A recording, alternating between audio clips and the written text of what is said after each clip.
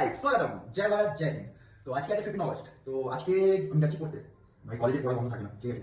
তো আজকে আমি যাচ্ছি পড়তে, তো পড়ে টড়ে আজকে কলেজে যাবো না, স্কুলে আমি পড়িও না।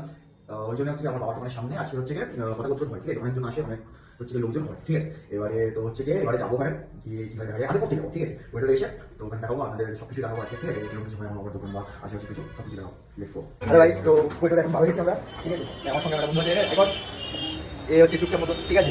তো এবারে যাবো কথা করতে, ঠিক আছে। এই আইটেম আছে